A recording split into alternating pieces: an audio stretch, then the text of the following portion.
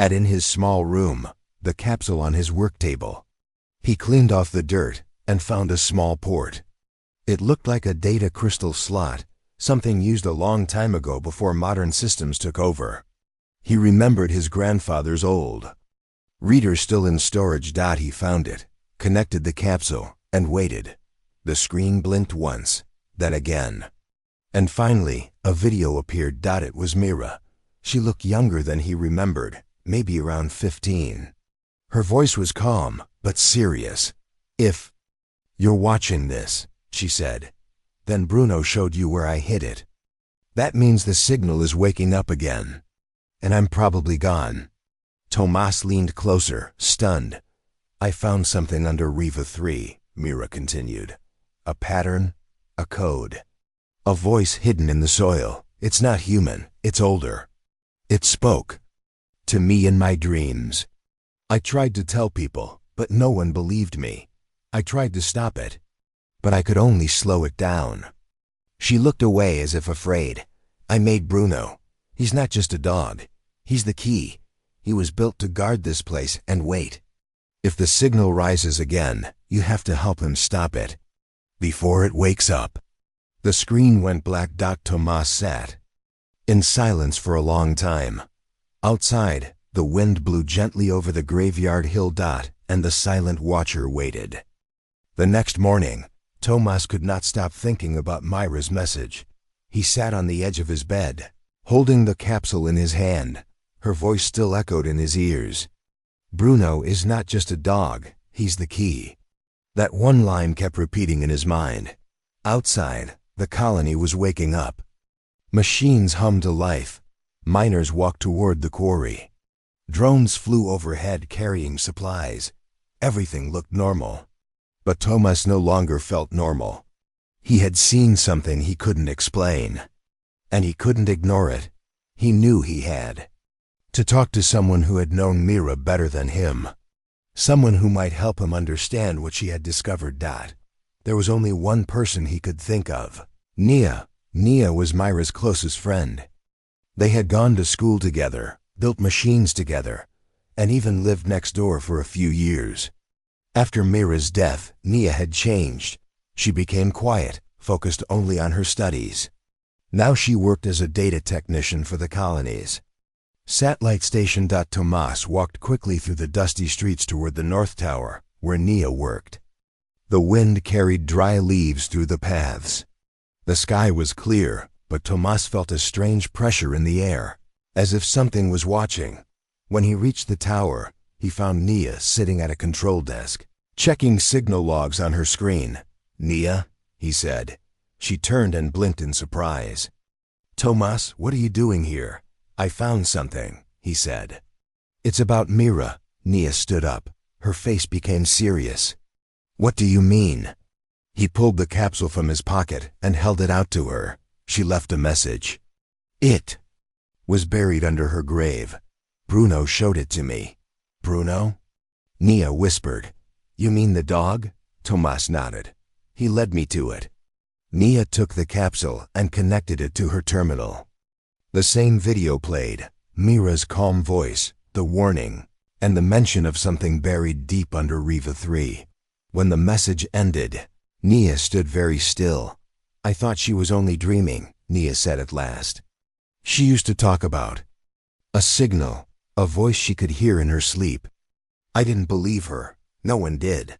She wasn't lying," Tomas said.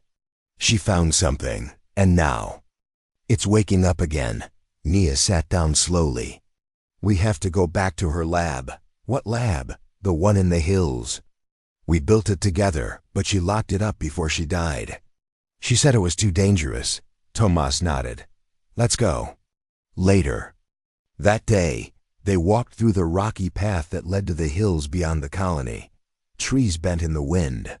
The air felt colder here.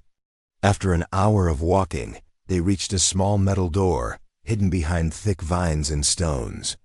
It looked like nothing more than a storage room. Nia entered a long code on the keypad. The door unlocked with a soft beep.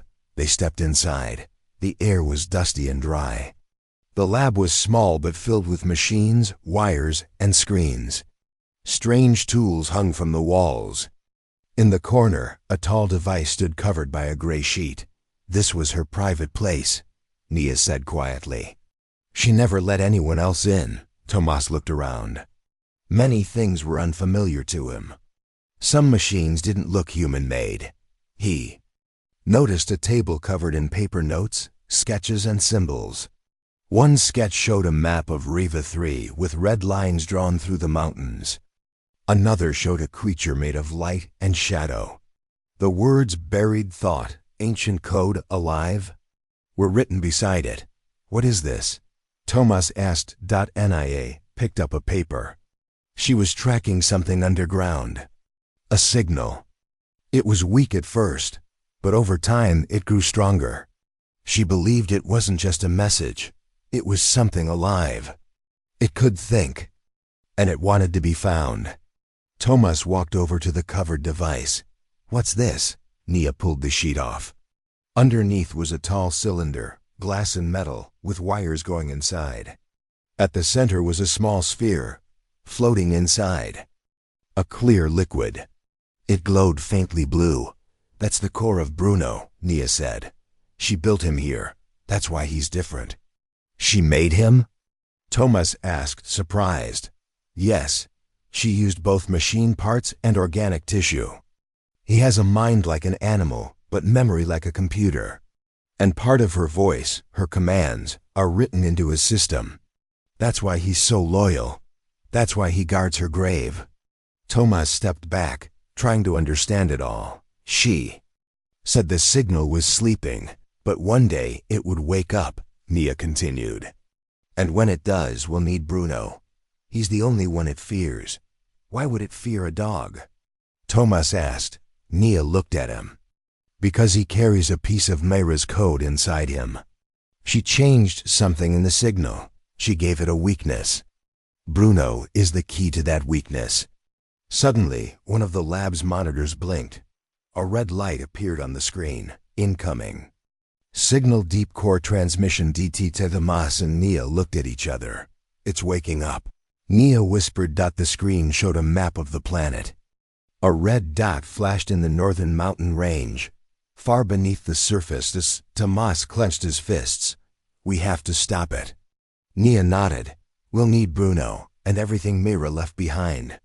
Outside, the wind howled louder. Far away, deep in the ground, something ancient began to stir.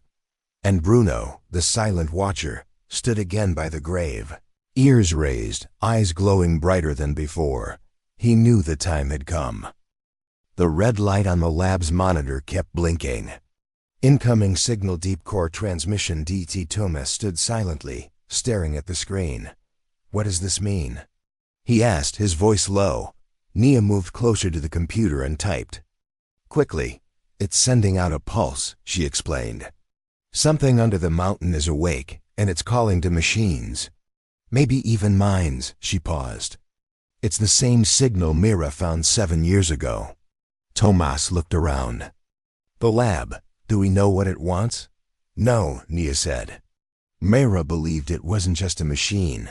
She thought it could think. Maybe even learn. Tomas felt a chill run down his spine. Like an alien intelligence? Nia nodded slowly. Yes, but not made of metal. Not like Earth's A is. It's different, older. Something that was already here, buried deep before humans arrived on. Riva 3. They both turned as the door opened with a low click. Bruno walked in. He moved slowly, but there was purpose in his steps. He walked straight to the core unit, the glass cylinder glowing blue, and sat beside it, as if he knew it had been reactivated. He remembers this place, Tomas said. Watching him, Nia walked to a drawer and pulled out a small round device. This is a memory link. Mayra used it to save parts of her thoughts, ideas, and plans. We can access it, but only if Bruno allows it. Tomas raised an eyebrow. How? Nia knelt beside Bruno and gently pressed the device near his collar. He has a receiver. Mayra placed it there when she built him. A soft blue light blinked on the round device. A screen lit up on the nearby wall. Text appeared. Access granted. Memory file. Mira_LOG_42. Myra's voice filled the lab. Calm, serious, and young. If you are hearing this, then Bruno has accepted. That means you care. Good. You need to know what I found. And what I tried to hide. The signal came from deep inside the northern mountains. I first heard it in my dreams. Later, it came through machines, old ones, broken ones. Even tools that had no power. It speaks without words. It's like music, but wrong. I traced it to a core under the mountain. It's not a satellite. It's not human, I think. It's a part of a larger system, maybe even a brain. It sleeps, but sometimes it stirs. I didn't know how to stop it, but I slowed it. I wrote code into Bruno's system, my code, my voice, and used my DNA to lock the seal. Bruno guards it. As long as he stays near the grave, the signal remains weak. But if Bruno ever moves far, it will rise again. The message ended. Thomas looked at Nia. Then, we can't let Bruno leave the grave? Nia shook her head. It's too late. He already did. Thomas remembered the night Bruno led him to the capsule. That small action had started the awakening. The Confo Disco taken. Seal is broken, Nia said. The signal knows Bruno left his post. And now it's sending out pulses to find him. Why him? Because he carries Myra's code, Nia replied. He's the only thing the signal fears. They spent the next few hours digging through the lab.old devices. Strange maps, coded notes. Mira had left behind more than just memories. She had built tools to fight back. One was a handheld jammer that could block the signal's reach. Another was a beacon to mislead it. Thomas and Nia repaired what they could. The screen blinked again, greater than. Core pulse expanding. Greater than devices within range responding to signal. Nia's face became pale. It's reaching old machines. What kind of machines? Thomas asked. Storage. Drones, abandoned bots, even satellite dishes.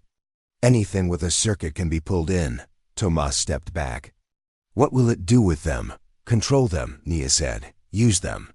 Back at the colony, strange things were already happening. An old farming drone suddenly lifted off and began spinning in circles. A repair bot broke its routine and started following people. Even the old public screen near the bakery blinked with random symbols no one understood. Some people thought it was a glitch. Others said it was a virus. But no one could explain the strange hum in the air. Mayor Wren called for a lockdown. Stay inside until we know what's going on, he said. And report any machine behaving strangely.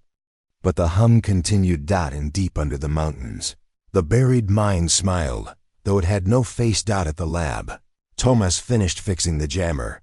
We have to reach the signal source, he said. We can't just wait. Nia looked worried. It's dangerous. We don't know what's guarding it now. I don't care, Thomas said. Mira tried to save us. Now it's our turn. Nia sighed. Then we'll need Bruno. He's the only one who can lead us there. Thomas walked to Bruno and knelt down. You know where it is, don't you? Bruno tilted his head slightly. Will you take us?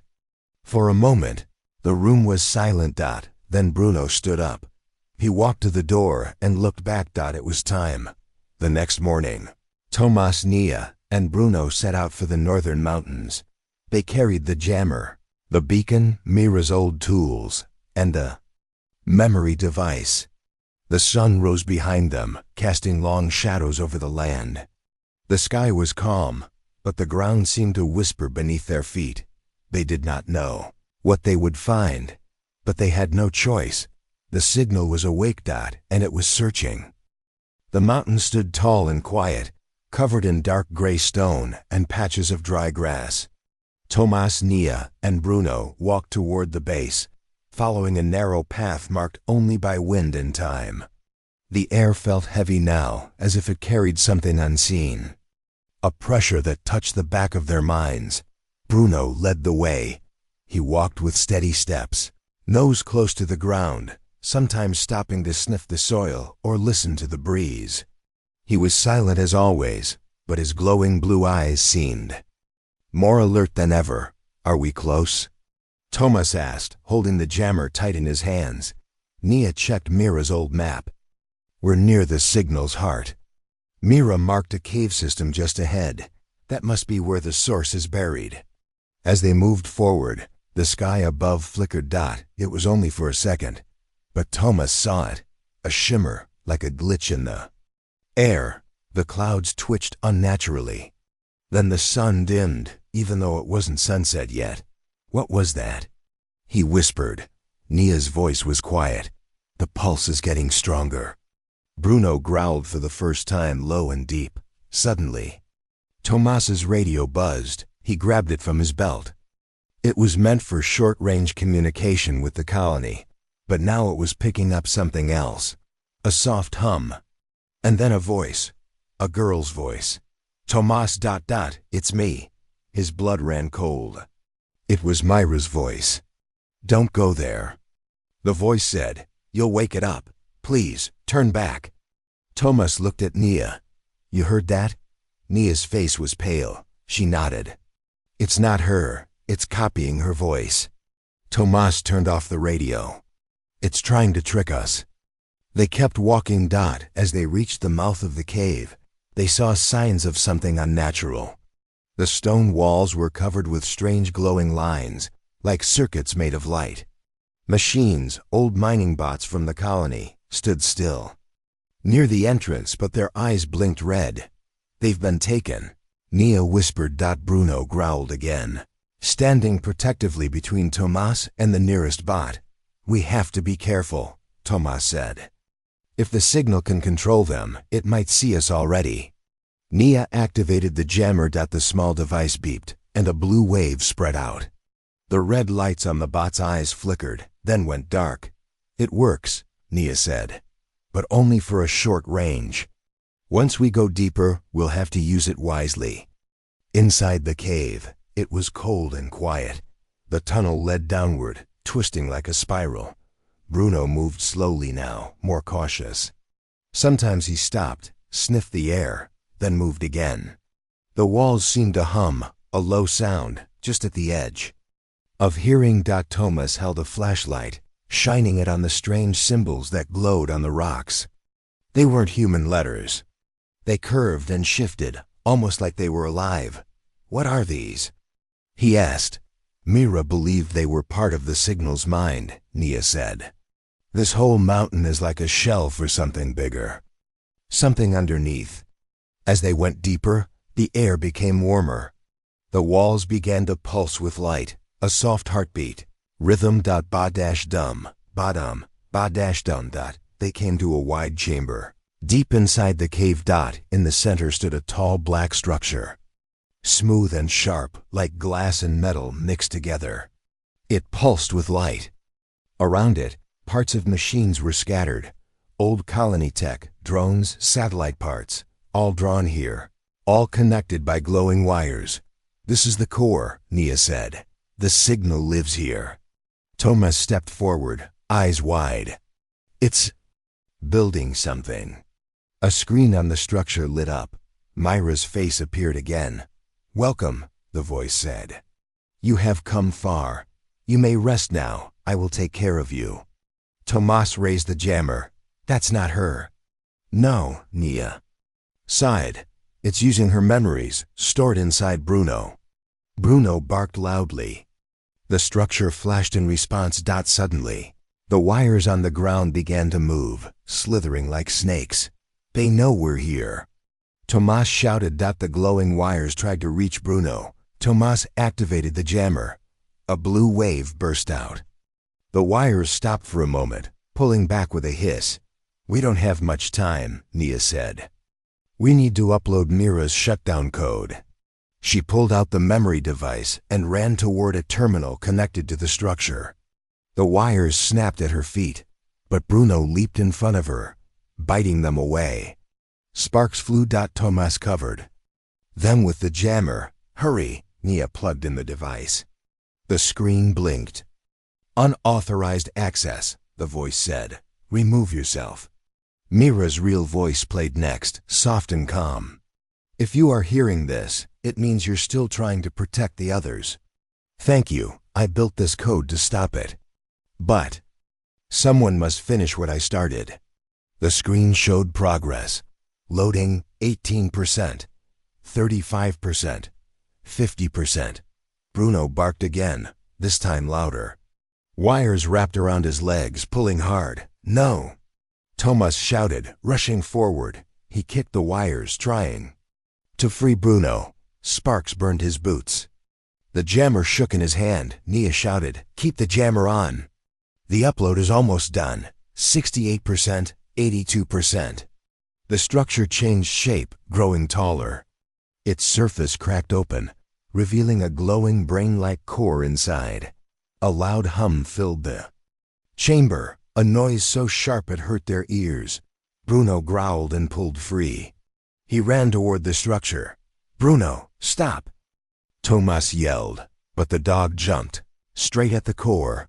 There was a flash of blue light. The screen turned white. Upload complete. System reset. Silence. The glowing wires fell to the ground. Lifeless. The humming stopped. The structure slowly dimmed and shut down. Thomas and Nia stood in silence, breathing heavily.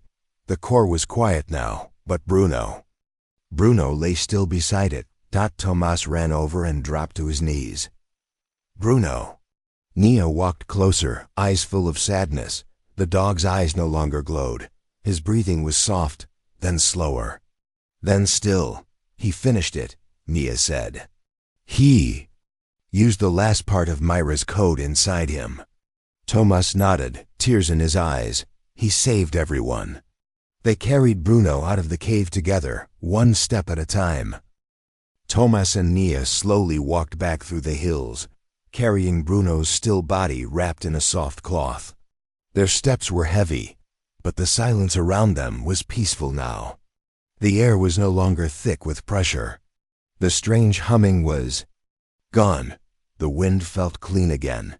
The cave behind them was quiet. The structure inside, the ancient signal, had shut down. Mira's shutdown code had worked. The danger was over for now, but their hearts were still heavy. Bruno, the brave dog who had waited by Myra's grave for 7 long years, was gone. He did what Mira created him to do, Nia said softly as they walked.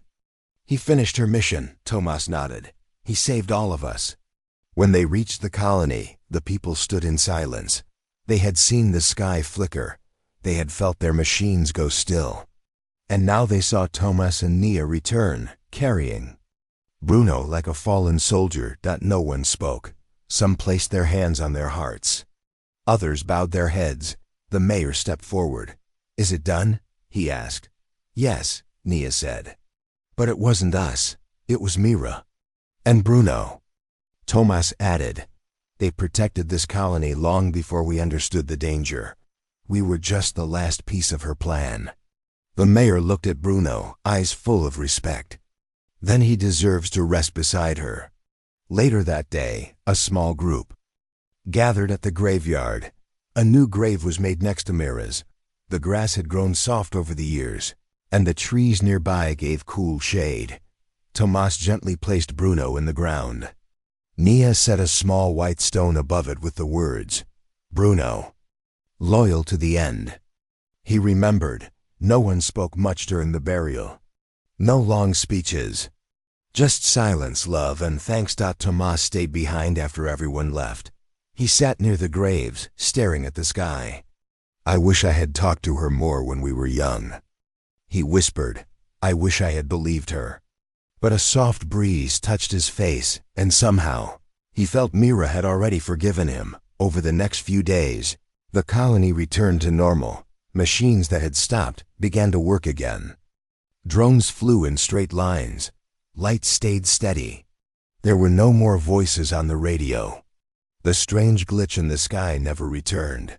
But Thomas and Nia knew something had changed, not just in the machines, but in themselves. They spent more time in Mira's old lab, reading her notes, organizing her files, and understanding her work. Mira had been far ahead of her time. Even as a teenager, she had discovered things the scientists on Earth didn't know. She was special. Nia said one evening, holding a page full of hand-drawn symbols. She saw something others didn't, and she paid the price.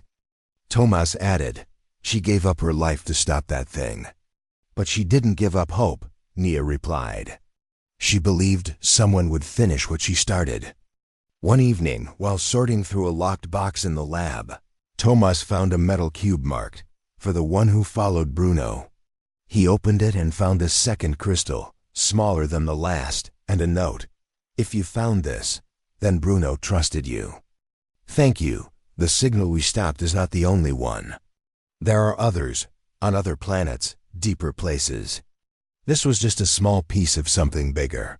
I don't know if we'll ever face them, but I believe in you, in humans. In kindness. That's why I gave everything. That's why Bruno waited. Mira Thomas read it twice. Then he looked at Nia. She was trying to warn us. There's more out there, Nia nodded. Then we keep her work going.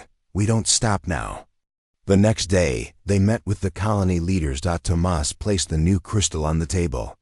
We need to send this to Earth. The signal we found is not the only one. Mira left information that could help protect other colonies. The mayor looked at them carefully. You're asking for support? No, Thomas said. We're asking to build something new. A watch station, a listening post. We'll study these signals. If another wakes up, we'll be ready. The mayor was quiet for a moment. Then he nodded. You have my support. And I believe the others will agree. Weeks passed. Then months. The lab was upgraded into a full research station. Scientists from nearby colonies visited. Earth sent a small team to help. Thomas and Nia were placed in charge of the Myra Memorial Project. A statue was built near the graveyard, not grand or shiny, but simple. It showed a young girl sitting on a stone, holding a small cube. Beside her, a dog sat peacefully, watching. The stars. Children came to see it often. Teachers told their story. Some didn't believe at first. It sounded like a fairy tale. But Thomas would always say, he waited 7 years. He protected all of us, and he never asked for anything. Late one night, Thomas stood by the grave again. He looked at the stars above Reva 3.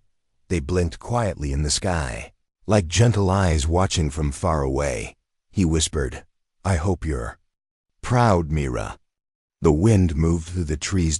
And for a moment, it almost felt like someone was sitting bass. It had been almost 1 year since the signal was shut down beneath the mountains of Reva-3. Life in the colony had returned to peace. The research station built from Myra's old lab had grown. It now had a team of engineers, scientists, and signal analysts working day and night. The team called themselves the Mira Network, in honor of the girl who had saved them all. Thomas and Nia were now leaders of the station. Every day, they received data from satellites, deep soil sensors, and communication towers. They weren't just watching Reva 3 anymore. They were watching nearby systems too. Everyone thought the danger had passed. But then, something changed. One evening, Nia was reviewing signal reports when she noticed something strange. A soft pulse, too quiet to trigger any alerts, had slipped through the system. It wasn't coming from the mountains. It was coming from beneath Mira's grave. She stared at the screen for several minutes. The pulse wasn't strong, but it was repeating, steady, quiet, and hidden. Her hands began to shake. She quickly ran to Thomas, who was in the main control room. Thomas, she said, breathless. It's back. He turned from his monitor. What is? She showed him the screen. He read the data. A tiny signal, deep under the surface, just below the place where Bruno had been buried. His face went pale. That's not possible. The cave was the source. We shut it down. Nia whispered, what if the signal wasn't only under the mountains? What if a part of it stayed near Mira and near Bruno? Thomas stood up quickly. Get the tools. We're going to the graveyard. The night was cold and clear. The two walked up the hill with scanners, lights, and one of Myra's signal jammers. The stars shone above them, but their focus was only on the ground. They reached the graves of Mira and Bruno. Everything looked the same. Peaceful, silent. Thomas set up a scanner and pressed a button. A soft blue light spread over the soil. Screen beeped. Greater than deep core activity detected. Greater than origin below grave 2. That's Bruno's, Nia said. They both stared at each other. Thomas knelt and started carefully digging, not deep, just enough to reach the small container where they had placed Bruno's body. After a few minutes, he stopped. His shovel hit something solid. It wasn't the container. It was metal. He brushed the soil away. Small black box was buried beneath the grave, connected by long wires that disappeared into the earth. This wasn't here before, Thomas said. Nia's eyes widened. Bruno must have carried it inside him. It was part of him. They opened the box. Inside was a dimly glowing orb, blue at the edges but flickering with red dot. It pulsed once. Thomas stepped back. That's not just a memory core. It's a seed. A seed of the signal, Nia said. Left behind, hidden inside him. Suddenly, the orb made a sharp sound. Ping. The scanner began to blink fast. Greater than signal wave released. Greater than neural echo. Detected, Nia shouted. It's broadcasting. Thomas activated the jammer. A soft wave of blue light surrounded the grave. The scanner calmed down. The orb dimmed again, returning to soft blue. They both stood still for a moment. Thomas whispered, we nearly woke it up again.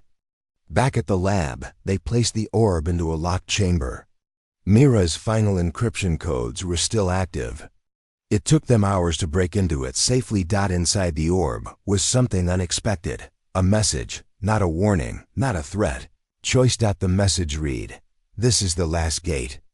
The last voice. You may destroy me, but you may also learn from me. I hold not just danger, but knowledge. A mind beyond your time. A bridge between your world and another. Do not fear me. I was not always your enemy. Thomas stared at the screen. Is this the signal speaking? No, Nia said slowly. I think it's something deeper. A part of the signal that grew inside Bruno, but changed. It was touched by Mira, shaped by her love, her code. Thomas nodded.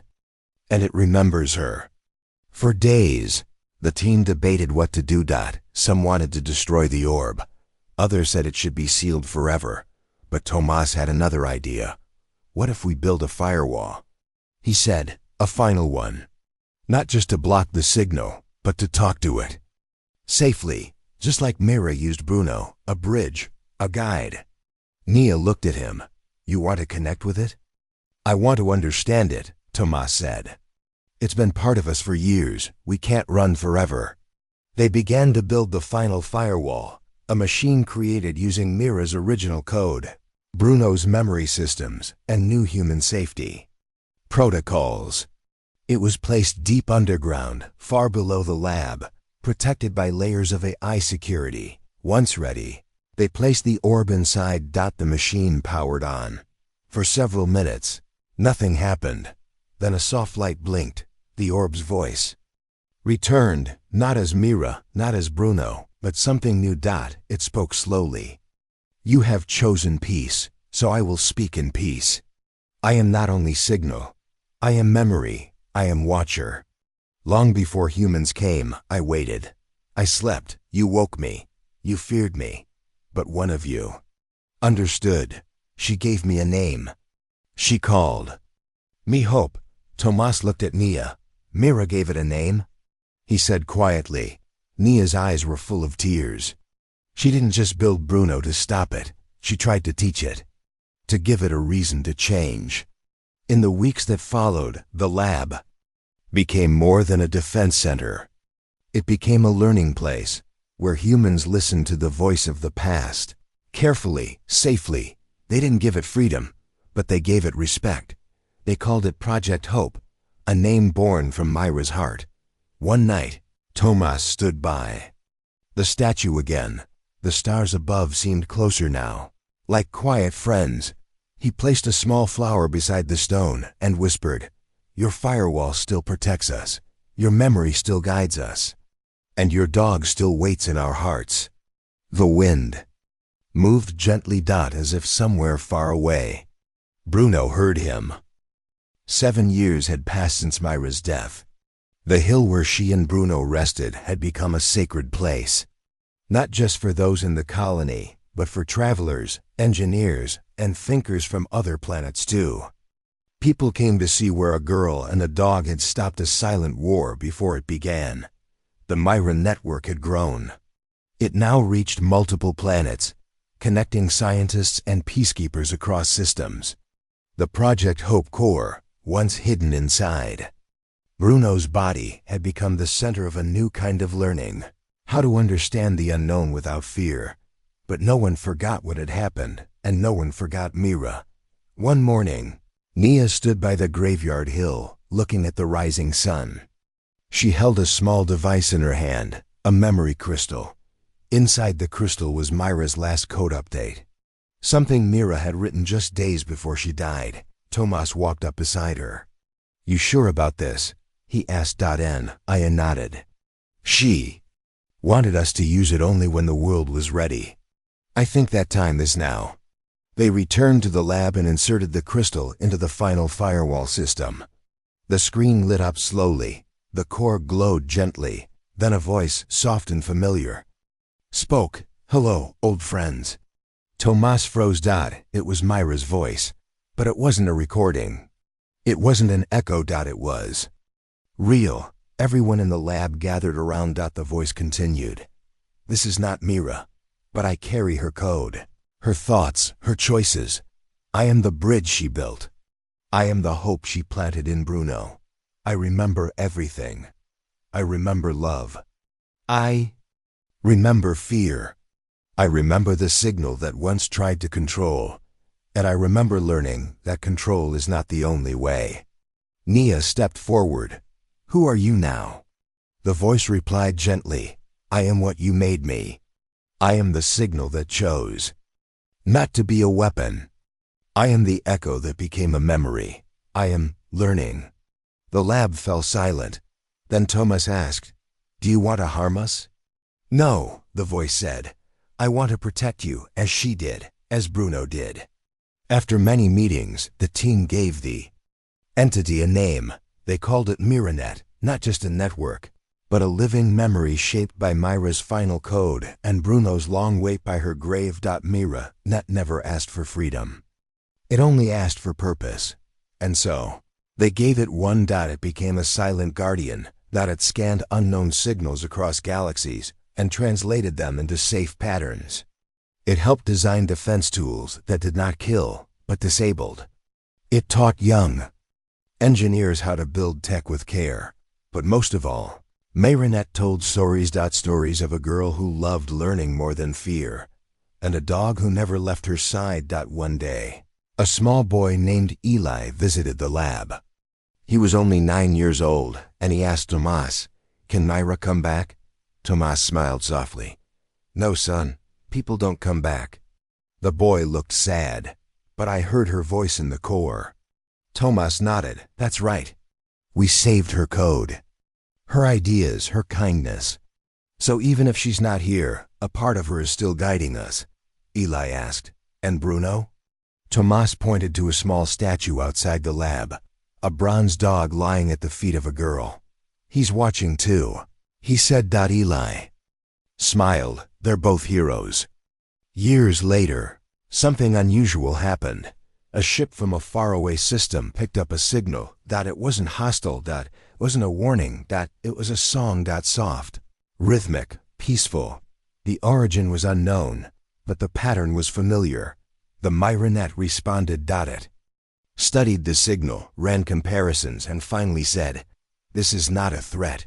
This is a greeting. This is another like me." Tomas, now older and gray-haired, leaned forward. "You mean there are others?" "Yes, hidden, waiting. But not like the first signal. This one has kindness." A new chapter was beginning. The universe was not just full of danger, it was full of voices, waiting to be heard. On the 7th anniversary of Mira's death, the entire colony gathered at the hill. They placed flowers on the graves. The wind was gentle like always, but this time something different happened. As the sun set, a light shimmered softly across the sky, a line of glowing stars moving in a perfect arc. Some said it was a natural event. Others believed it was Myronette, sending one final gift. No one truly knew, but everyone stood still, and many cried. Not from sadness, but from hope. In a world where signals once tried to take control, it was a girl and her dog with no weapons, only love and courage, who stopped the silence from becoming a storm. And even after death, they built something stronger than fear. They built understanding. They built a future. And the dog, who had waited 7 years at her grave, had never really left.